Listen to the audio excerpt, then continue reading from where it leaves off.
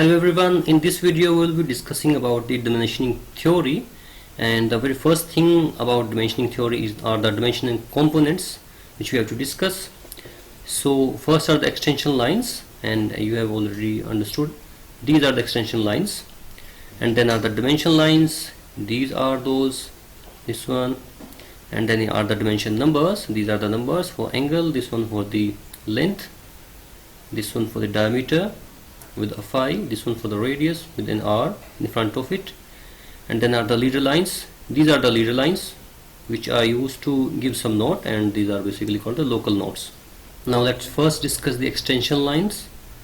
So in the extension line you will always see a visible gap which will be of 1 mm, so you can understand that this is an extension line, and in poor practice this gap may be missing. And the other thing is that it should not be too far, or the gap should not be too much.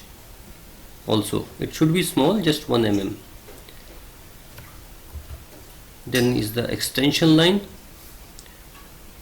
Further regarding the extension line, it should not be you say broken when it has to pass through the hidden lines or the center line. It should go continuous. So this is a poor practice here, and this is the right way to do it. So what you can expect this one as well. So you have to adapt to these kind of drawings as well. Then are the dimension lines. So these are the dimension lines, and they are generally placed at a distance of that is double to the height of the font. So this is the height of the font, so it is almost double to that, and then the next one is at a distance which is equal to the height of the font. So this much should be the gap, but here you can see it is too close, then the number is interfering with the line. Here also the numbers are interfering with the lines, or they are too far away. So either practice is wrong, all of them are wrong, but you can see them at some stage. Then is the dimension number. It should be written middle of it and above the line. You can see here it is above the line, and it should not be far away or in the middle of the line or on a side. So these practices can be there, and sometimes the drafter is under compulsion to create such drawings when there is too less a space, or he have to use too many drawings to show the features of a component. So you have to be well prepared for all these malpractices and get your dimensions from there. Then regarding the dimension number, 3 number systems are used. One is the metric, in which a number is mentioned, and if there is something like 0.5, so 0 will be mentioned here, and if it is not a whole number, then using a point the fractions are shown up to the decimal points as much as are needed. So this is the metric system, in which meters, millimeters and so on are used. On the other side are the inch system. In the inch system it is used in decimals. So 0.25 is mentioned here, 5.375, these are basically in the inches, and in the title block of the drawing it is mentioned that all the dimensions are in inches, or else otherwise specified. And here is the fractional inch system, in which 1/4, 4, 3/8, etc. they are mentioned. So this is the right practice, and in case of angle, this degree sign is used with the angle.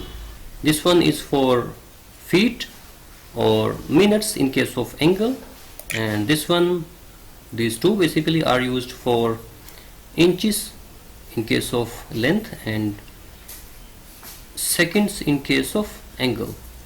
So these two are used basically.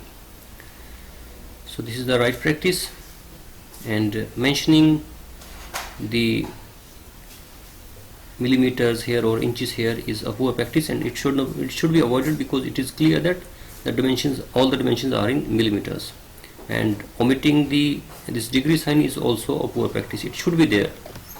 Then regarding the dimension number, either it can be mentioned on one side if there is not enough space over the dimension line, or the dimension lines can be placed outside, and in the middle the number can be written.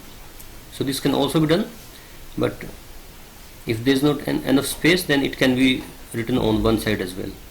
But it should not be overflowing the extension lines, as in this case, or as you can see, it is going outside the extension lines. We have put it a bit upward, but it's still going outside, so it should not be the case. And in this case as well, you can see the arrows are interfering with each other. This should also not be the case. It should rather be replaced with this one.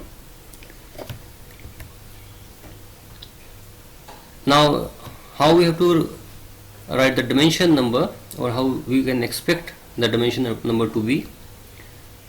What is the aligned method, and another one is unidirectional method. In the aligned one, let me show you here, it is aligned with the dimension line, as you can see here, but they are readable. It is also 30, it is also 30. They are not going to reverse. Either you will be reading, first you will be reading like this, standing here, or you can read the dimensions standing here like this. So some dimensions are readable from this side, this angle, and remaining ones are easily readable from this angle, standing from this viewpoint. While in the unidirectional one, all the dimensions are aligned with the horizon, and you can see them, you can read them just standing here.